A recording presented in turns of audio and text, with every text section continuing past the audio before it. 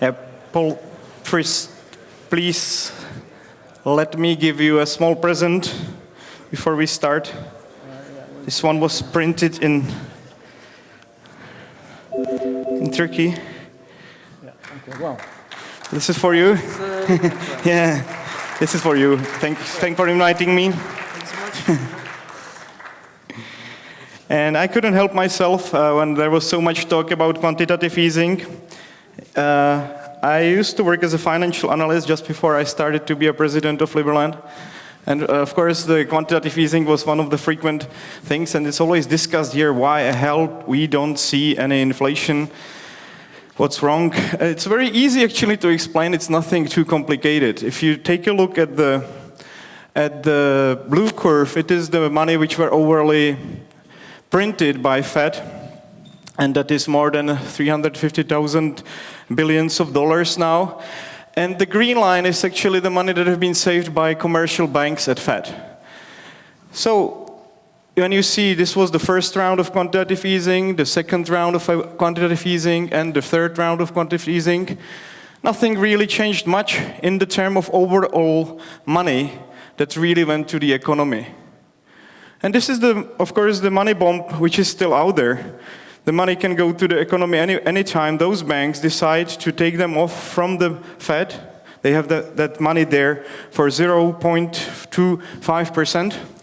And they can always buy 10 Microsofts with it or something.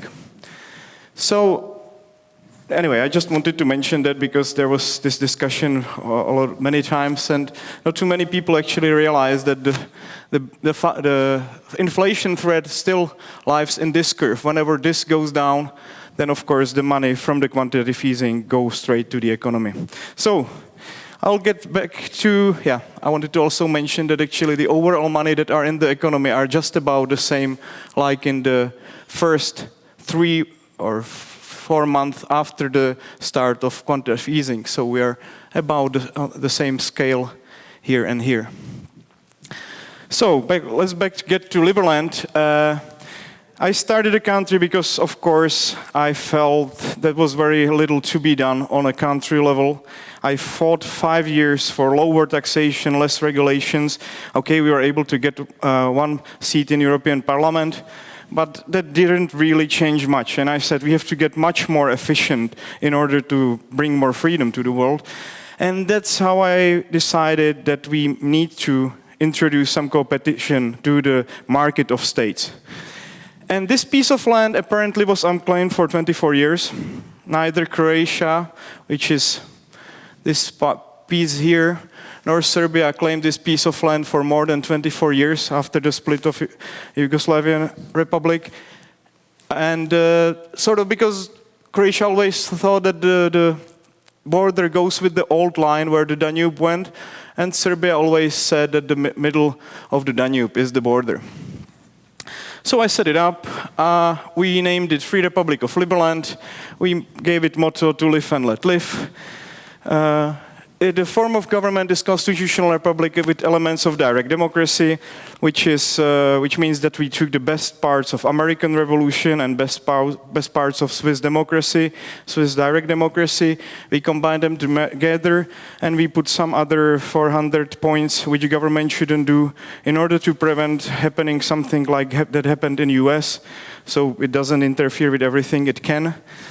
And we said that official language will be English. We set it up on 13th of April this year to honor a birthday of Thomas Jefferson. And we decided that we're going to do a revolutionary concept, a voluntary taxation. Okay, it doesn't sound, it goes together, right?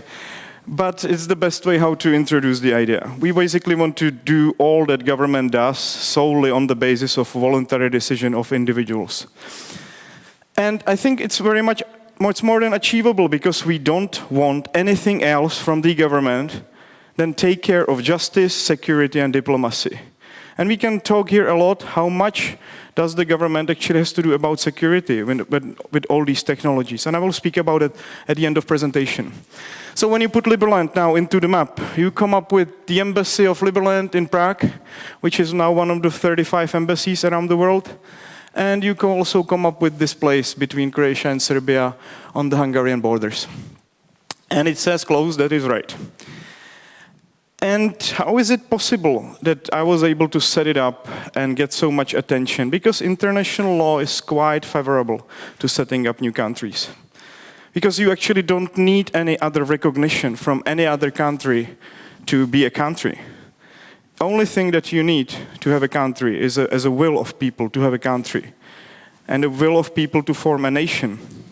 And that is crucial. And the Montevideo Conventions, the regulation on setting up new countries, also said that states are judicially equal and enjoy the same rights, despite the fact they were not recognized. And also it says that if Croatia, after 14 days, when we occupied this piece of land, started to kick out everybody forcefully out of that property, that this act is illegal by the international law, and it's not to be considered. So the territory, it doesn't matter who is now in control, but they forcefully took this territory away from us. And how did it happen? Let me give you a little bit historical background about Liberland. So after 11 days of existence of Liberland, when we occupied this territory, and we had tents on the territory, and there were the first settlers, first immigrants from Switzerland, which is nice. The Serbia said, Liberland is not formed on their territory, and they don't mind creation of Liberland. And that was, of course, something that Croatians couldn't digest. So they made a secret meeting, governmental meeting, the following weekend, and decided on two things. The first thing was that they will always call Liberland internet joke, which they do not do any longer, actually. And the other thing is that they said that they will put 100 policemen around the area to prevent anybody from entering. And this is actually what they're doing. And this is the piece of land. There is one building there. It's not registered in land registry by any country. If you look into Croatia registry, land registry, you will not find it. Neither the Serbian cadastral map has any information on that piece of land. It's very nice. It's mostly woods. And this is the house that we've got there. These are the settlers that were able to get there after 4 months of struggling 14 days ago. When we posted the picture on Facebook, they were arrested again. And this is how we would like to remake this house. In order to fit 20 members of parliament there, have one window for the justice, one window for security, one window for diplomacy. Right? And because we really would like to stay our government for as long as possible. And we received some serious interest from the world. This is the overall number yesterday, 378,402 people registered on our website, and out of which 67,600 are eligible. And you can see that even in the Netherlands, we've got more than 1,000 of people here registered on our website. And the leader is Egypt, but we've got also refugees from United States and Czech Republic. Right? So they might come for a little bit different reason. This is also crazy. Now media calling me, you've got 10,000 Syrians. I'm telling, this is only, I don't know, number, which one? Yeah, Syria. Okay, number 6. And they're calling me, well, what you're going to do with all the refugees? We've got the same number from US. And of course, these people who applied from Syria, they are not refugees. They know English, they have internet, they just applied. So anyway, after 4 months of hard work, I was able to set up embassies in some 35 countries. This is how the map looks now. I hope to set up some 6, 7 more by the end of this month. And I would like to have 100 representations around the world. And we've got Arno here. He's sitting back there. He is representing us at the time being in Netherlands. We've got Yoshi, who was one of the early days Netherlands settlers. He sits in front of him. He was arrested for how many days? Now, of course, these are the things that were happening in the early days, and I'm thankful for his support. He was in Liberland, settling it for more than 2 months, I guess. And I'm going, for example, right after this event to Slovenia, where we've got very nice embassy, and I'm going to speak at the Chamber of Commerce there, and I will be promoting Liberland in that. And we've got now around 10 political countries from all around the world. We are also negotiating support from the Netherlandish political party. And we've got a very nice constitution. I will go quickly over this, so I've got some more time to explain our currency. Anybody is very welcome to take part in the creation. If you use GitHub or take a look at GitHub, it's on GitHub. Anybody can comment and add new articles how to restrict government. And we've got now the preliminary government, which is myself, my friend, and my girlfriend. But we are gaining legitimacy by all of these people who applied for the citizenship. They really probably like this, like this government. Otherwise, they probably wouldn't apply, right? So, and in the future, we would like to have assembly of 20 people. If you would like to pass any vote, if it's normal law, then you need 15 votes. If it's change of constitution, you need 20 votes. So anonymous decision. That will go to Supreme Court, and citizens will be able always to veto any law. I think this is a way how to restrict government pretty severely. Then we've got some visualizations of how the country should look like. But you might be smiling. Actually, the thing is, we've got 1,200 architects who applied for the citizenship for this country, right? So we are actually the second largest association of architects on this earth. And we've got Zaha Hadid. I took lots of pictures, but Zaha Hadid, this is the next thing. We've got Zaha Hadid, which is one of the most renowned architectural studios, actually leading the competition for the architects, and it will start in Chicago on 5th of October. So there will be much more visualizations about Liberland. Yeah, this is a little bit more fun. This was the first currency that somebody proposed, but we are not going to do that. We are not going to print any coins. We are going to introduce a merit system. And I actually think we need something like $100 million to get the country off the grounds, to make sure that Croatia is very well assured that we are serious about this project. And there was a CIA report about Liberland which said, the chance for existence of Liberland is higher than 0. Which is nice, right? Well, from the mathematical point of view, it means there is infinite possibilities how we can achieve Liberland, which is also great. And they also said that we have to do something great, something out of the ordinary, such as building a nuclear power plant on Serbia's side of the river and sell cheap electricity to both Serbia and Croatia. So that's why I looked in the database. I found out that we have 20 nuclear scientists. I gave them this assignment, and it will be part of our brochure, this new thorium reactor, which we would possibly build on Serbia's side of the river. But anyway, let's get back to merit system. I was always thinking, what do we give back to the people? And it was like, we give them flags, or we give them badges, or we give them lunch with the president, or whatever. And then I thought, okay, why don't we give them our own currency back, a merit system, for whatever either they do for Liberland, or how much they contribute. And we decided, of course, that we accept any currencies, including Bitcoin. We are probably the first country to accept Bitcoin on this earth. And we will also be able to evaluate. Of course, it's a tricky point. We will be able also to evaluate how much energy people put into the project. So if we have now 40 ambassadors, they will receive our merits for the work that they do. And the other great thing is that we will also enable people to exchange these merits between each other, like you do with PayPal, or take merits from government. And this is good. I don't know how many people here know colored coins. Probably, yeah, well, a lot. Well, the founder of the Colored Coin Protocol is a member of our embassy in Israel. He's very helpful in our project so far, and we would like to cooperate, probably using that platform to take merits away from government and also give it to people. And we will also, of course, limit the number of overall merits that there will be in the circulation. And people will be able to buy citizenship for it. They will need as much as 10,000 merits to get it. So for some people, it might take several years.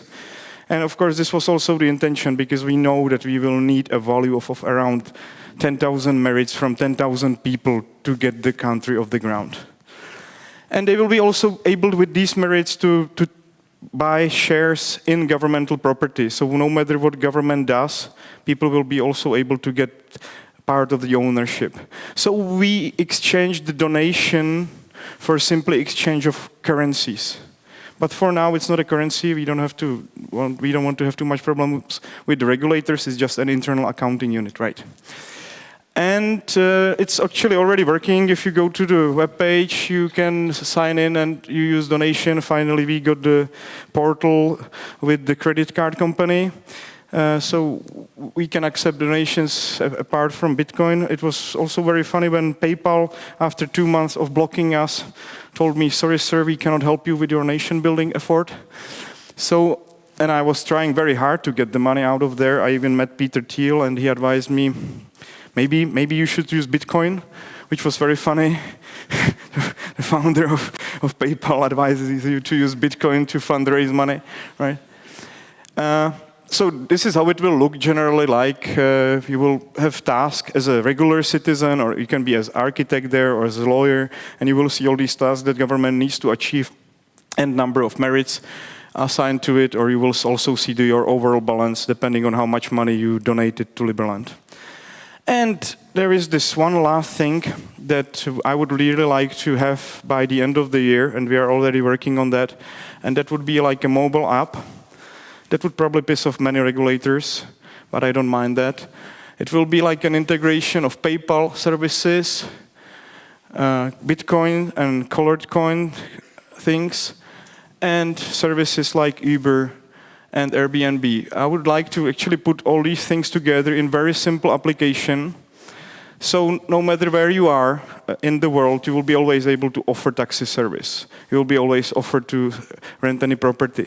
You will be able to register any company anywhere around the world in the Liberlandian registry, and then it will show on the map, show your GPS position if you want to show it to the people, and show any kind of service you want to provide. And this was one of the revolutionary concept that I really like. We can also actually start providing all these services which are normally considered to be public services, such as firemen, such as policemen, on a Uber-style platform. Why not? You know, if you have people who want to, for example, in this room, who want to make sure that the area is secure, I don't know, maybe they have even gun with them, they can sign in the application, and if somebody has a trouble, somebody, I don't know, kilometer away, they can run there and save his life. And they will be rated, just like with Airbnb and Uber. So this is our extra thing to a part of creating of the country itself. We would really like to spread the freedom of transaction and freedom of service around the world. And this is about it from me. This is how the registration looks like. You're very welcome to register. It doesn't cost anything. And this is my contact email. If you wanted to email me, you are very free to do so. And thank you for listening.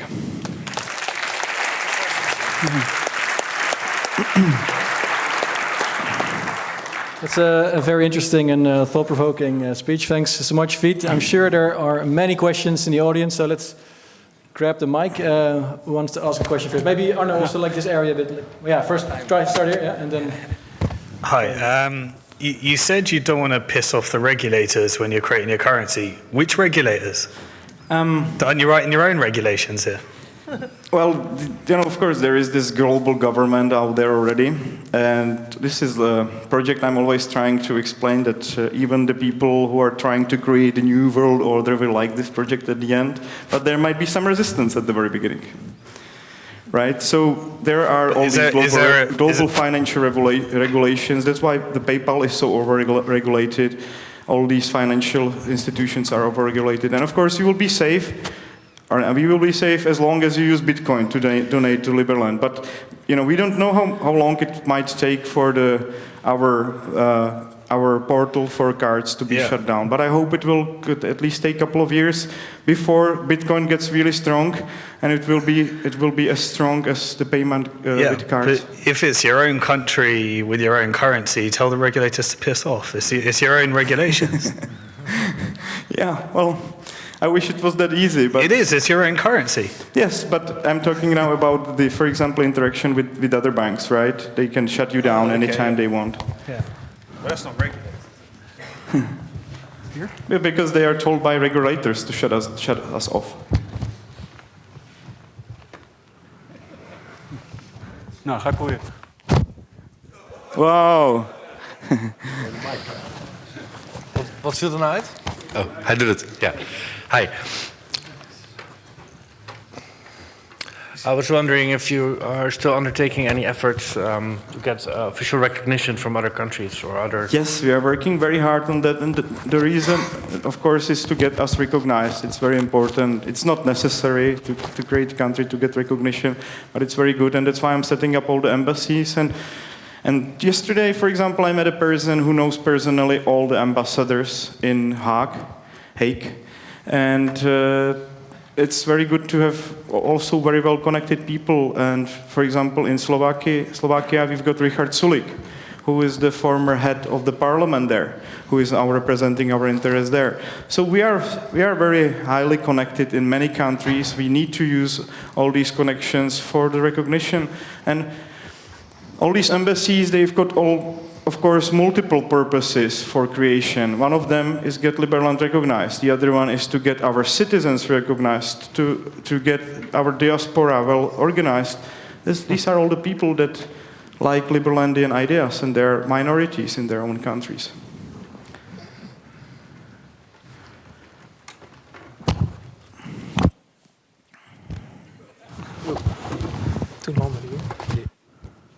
But anyway, just one thing, of course, I already got a number of offers to buy the recognition from somebody, and some of them were very funny. Some of them were less funny, but it's very interesting to see how the diplomacy world looks like. But I don't think we necessarily have to pay for recognition at this stage. It doesn't make any sense for us. We would like to be recognized as a group of people, as a serious nation, actually. Okay. Yes. As taxation is voluntarily. Pardon? Taxation is Voluntary, on a yes. voluntarily basis. What will you do if tomorrow big companies, as Shell, will ask for citizenship of Liberland? That would be great. It would be very much cheerful. They can also register their company in Liberland in a month or two. So I would be very happy to accept them. Anybody is welcome, as long as they are not religious extremists, communists, neo-Nazis, or some other cracks. And of course, they have to like our ideology of voluntary taxation. Hello? Yes. How big is it? How many square meters in comparison to the Vatican or? 7 square miles. It's actually 10 times larger than Vatican, 7 times larger than Monaco. It's a very nice place. And how many people you can see the sandy beaches there, right? No, I'm serious. This the parts of the sandy beaches when the river is down. It's all the Caribbean style sandy beach. And when I first went there, I couldn't believe that such a beautiful place is on Danube River. And how many people are you planning to put there? I'm not going to prepare that, but it really depends on the interest. What do you mean? I mean, it's like what is the maximum amount of people who can fit in there? And it's like I say, 5 million, but maybe, or 500,000, but maybe later on it becomes easier to transform some other country into Liberland and try to fit more people in that space, right? Wow, interesting. One more?